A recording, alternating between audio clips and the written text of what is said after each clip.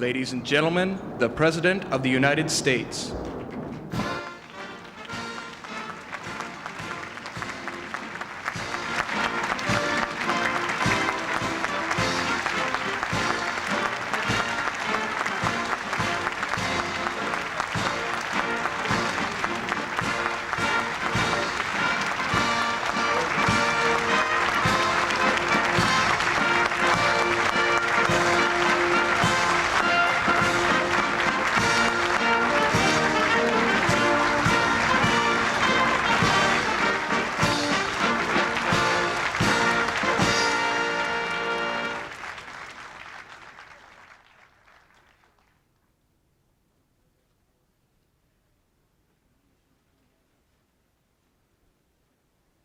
Hold my ideals, for perhaps the time will come when I shall be able to carry them out.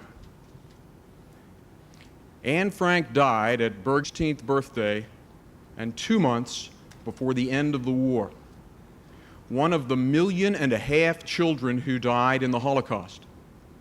But she lives on through her words. Words preserved in the diary passed over by the Gestapo in their search for jewels. States.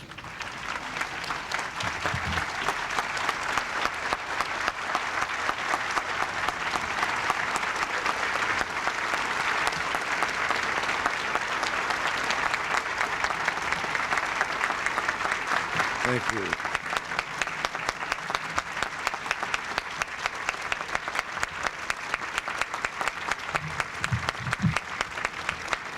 Thank you very much. And ladies and gentlemen, good morning. We gather here today, as we have been so eloquently told, here for a solemn, profound, saddening, and yet triumphant occasion. It's an occasion that commemorates all we've lost, the irreplaceable humanity whose monstrous end will ever testify to the hellish depths of human evil. But it's an occasion that commemorates something else as well.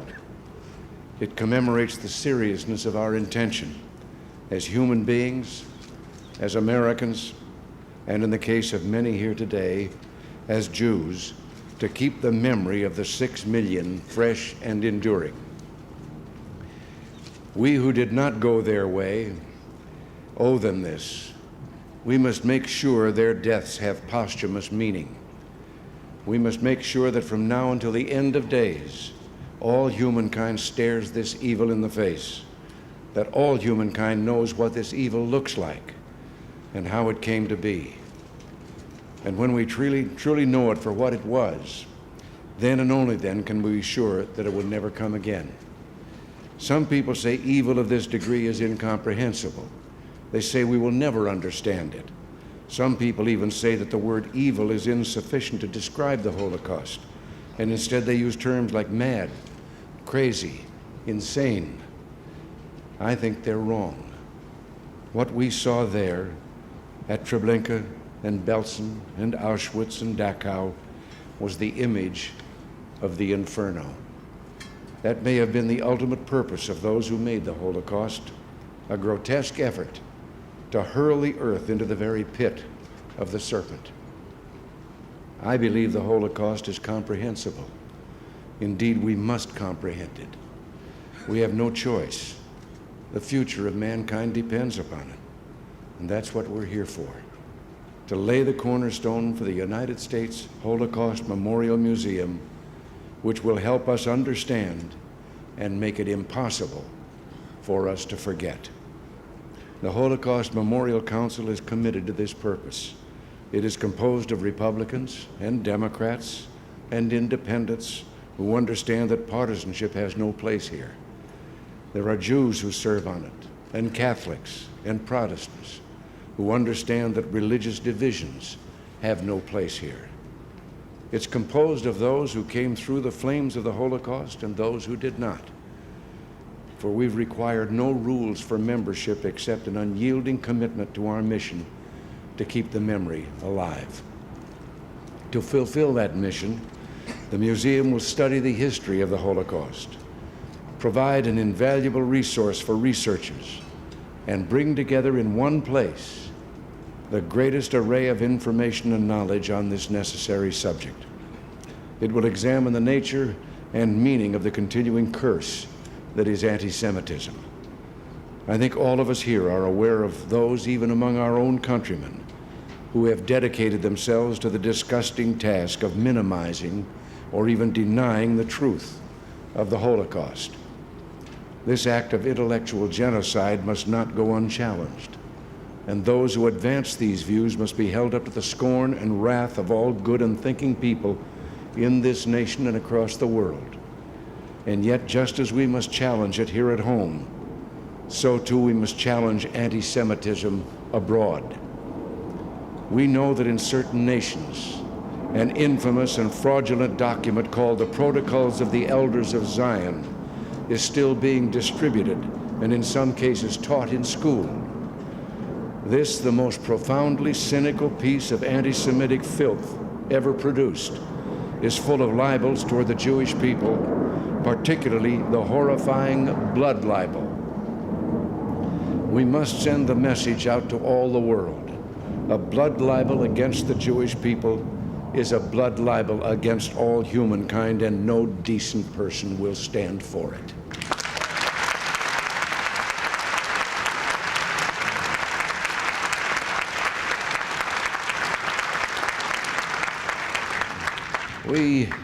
We know that the United Nations, whose peacekeepers were honored only last week for their service to the world, has yet to repeal its infamous resolution equating Zionism and racism. We know where such intellectual infamy can lead. The world has learned that when the truth is turned on its head, holocausts become possible. And there are the subtler forms of anti-Semitism. There is the anti-Semitism that seeks to deny Jews their independent identity. In these days of glasnost, we hear talk about liberalizing attitudes toward Judaism in the Soviet Union. But it is still true that a Jew must have courage to rise and say with pride, "Yes, I am a Jew. I wish to study Hebrew, and I wish to emigrate to the homeland of my people." Those who speak those words know what follows them: the despair of waiting for permission to do that which is a basic human right, to go where they will, when they choose. There are still tens of thousands, maybe even hundreds of thousands of Soviet Jews who wait to leave the Soviet Union so that they may live free as Jews. And here, as we lay this cornerstone and vow that the Jewish people will never stand alone against tyranny, I want to ask the Soviet leaders a question. Where are those exit visas? Where are they?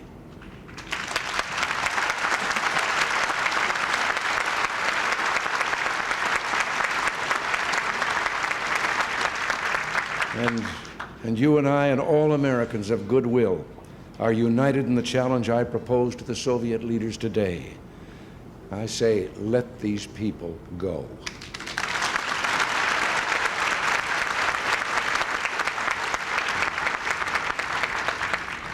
The Jews of silence, Elie Wiesel called them 2 decades ago, but they're silent no more.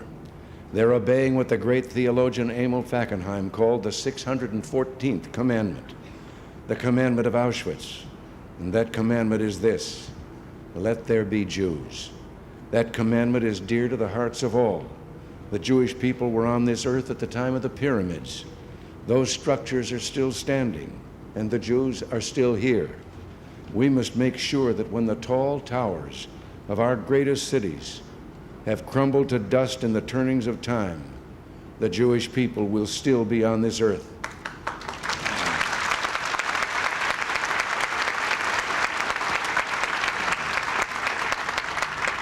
To cast their blessings and remind all of us that this world and the people who live upon it have a history and, yes, even a destiny. This week we celebrate one of the worst anniversaries of this century. Last Friday, 50 years ago, the European nations met in Munich and accommodated the expansionist designs of Adolf Hitler. Prime Minister Neville Chamberlain returned to Britain and proclaimed that he had brought peace for our time. And 11 months later, The Nazi tanks rolled into Poland, and the war began. With the invasion of Poland, the West awoke, may God be thanked, and the Nazis were finally defeated. But what cost? At what cost? Even to think about the cost makes sleep impossible. Had the West awakened to the meaning of Hitler, would those dead be with us today? Would there even be a need for this museum? It's a question without an answer. But we must never allow ourselves to have to ask that question again. American troops who liberated the concentration camps saw things no human eyes should ever see. But if we in America remain strong, if we hold fast and true to the conviction that, yes, there are things worth fighting for, there are things worth dying for, and we will heed the call if we must. Humans will never suffer so, nor will others be called upon to save them from such suffering. Before I go, I'd like to tell those of you who do not know it already about a song that was sung in the camps. It was a Yiddish song, and like many of the camp ballads, it was not about the hunger and the torture and the dying, but about the coming of the Messiah. What will happen, the psalm asks, when the Messiah comes? And the answer is, when the Messiah comes, we'll have a banquet. And the banquet the song describes is no ordinary repast. For at that messianic banquet, the guests will eat of the creature called the Leviathan, and will drink the finest and sweetest wines. And they will sit and watch while Miriam the prophetess dances for their entertainment. And then they will sit and listen as King David plays songs for them on his harp. And they will sit and listen to a lecture given by the wisest of men, King Solomon. And they will sit and study the Torah with Moses. I hope you'll forgive me if I say that I believe those who perished in the Holocaust have, after long suffering, attended that banquet. I cannot imagine our Lord would deny their request. We here will inscribe their names in human memory and pray that God may bless us all.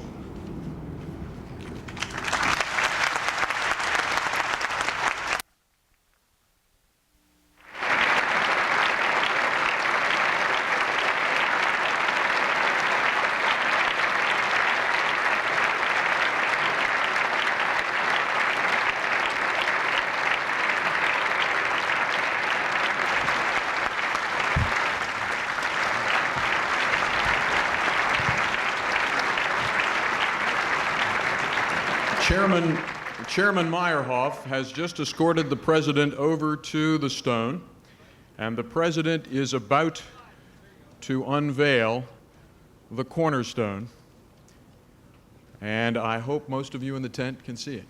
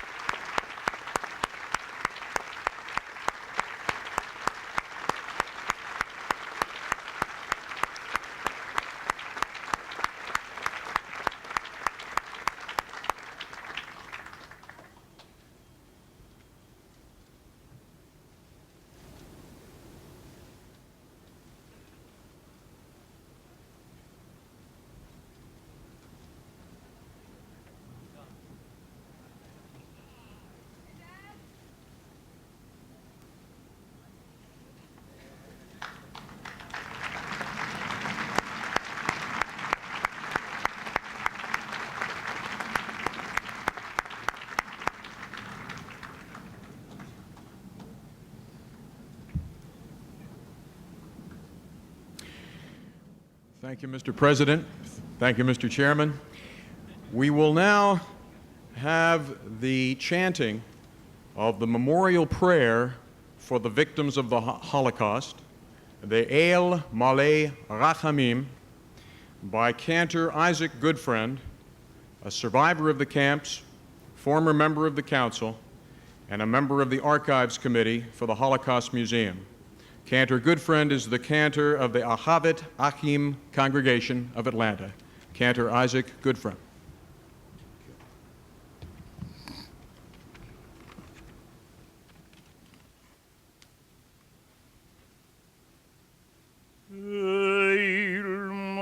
Rachamim Shocheine Bamaromim Dayan Almanot Vavitomim Hamitzoimen Uchanichono Tochat kanefei ashchino b'malot kedoshim utihorim kizuhori harakia mozeirim et nishimot rivivot alfei Israel anashim nashim vetov sheneherigu veshenishchatu שנחנקו ושנשרפו ושנקברו חיים באושוויץ בטרבלינקה במדנק וכל מחנות השואה שמסרו נא ושם על קידוש השם שהלכו לעולמם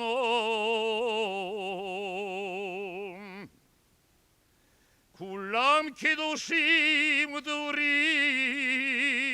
ובהם גאונים וצדיקים ארזי הלבנון ואדירי התורה בול רחמים יסתיר מסתר כנפיו לעולמים ויצרור בצרור החיים את נשמתם בגן עדן תהי מנוחתם אדוני הוא נחלתם וינוחו בשלום על משכבותם ונאמר אמן.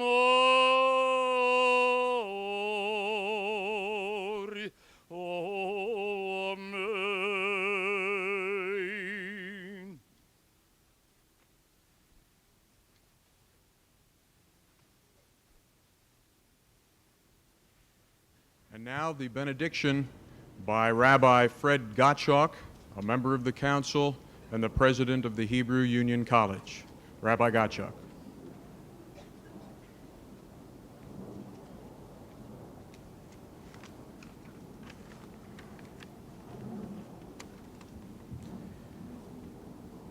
Makor HaChaim, O source of life, as we part from this historic moment for which we have long waited, let us renew the vision which brought us here to this place at this time. This cornerstone, awesome in dimension and import, already carries a weighty history. It is symbolic of the structure that will be erected upon it. The United States Holocaust Memorial Museum, and archives. The history to which this stone is a link speaks of the horrendous period of the Holocaust, which annihilated 6 million Jews and millions of others in Hitler's mad quest to conquer the world and to establish the 1,000-year Reich. When President Carter created the commission and President Reagan renewed and enlarged its mandate as a council, we realized the magnitude of the task which was before us. Members of the original commission went on a study mission to Eastern Europe and Israel to visit the centers of destruction and the memorials that had been erected to the victims. Nothing that we saw reflected the enormity of the events that had transpired. Only Yad Vashem in Jerusalem realistically mirrored the catastrophe that had befallen the Jewish people. So we concluded that here, in the capital of our nation, there should be erected the definitive memorial to the Holocaust. This vision was shared and supported magnanimously by President Ronald Reagan and Vice President George Bush and by the leaders of Congress on both sides of the aisle. Mr. President, no one who was there that day can forget your speaking to us in the East Room of the White House immediately upon the recuperation that followed the attempted assassination on your life. It was our first memorial, our first marking of the days of remembrance. Speaking from handwritten notes and out of the depth of your heart, you evoked the memory of what you had seen personally in the daily film clips of the death camps of Europe as they were liberated by the American army and our allies. It was unforgettable for you, and you made it unforgettable to all who heard your words on that most moving day, especially when you said, quote, "The hope of a ceremony such as this is that even a tortured promise, if we learn from its lessons, has significance." The President has been with us ever since in support of this historic project, a project which will stand as an enduring monument to the farsightedness and historical sense of your administration. This cornerstone will bear the enormous burden of speaking to the living through the educational enterprise of the United States Holocaust Memorial Museum, which will rest upon it.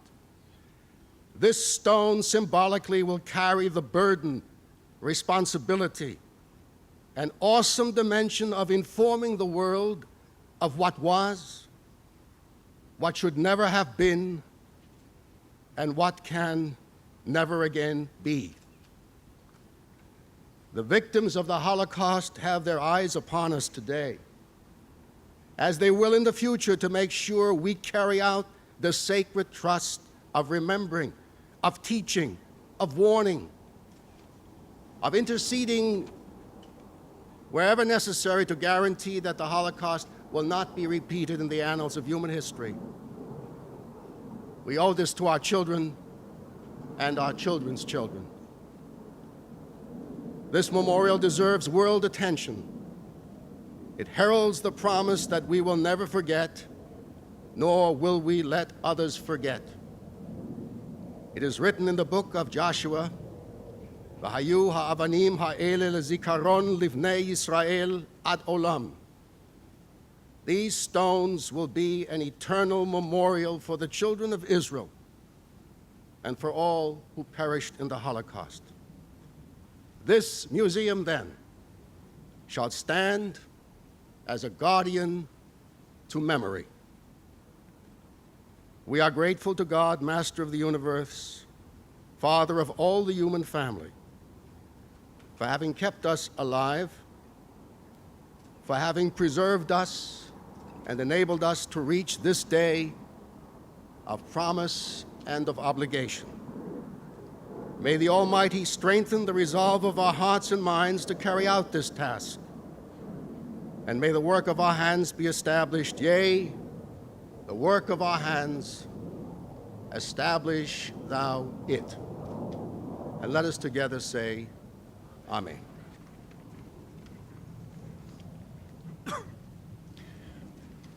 Thank you, Rabbi. Thank you, Mr. President. I believe, Mr. Chairman, that you can now escort the President out, and I will tell all of those assembled that if you would wait just for a moment until the President leaves, then I'll race you across the street to the food. Thank you, Mr. President.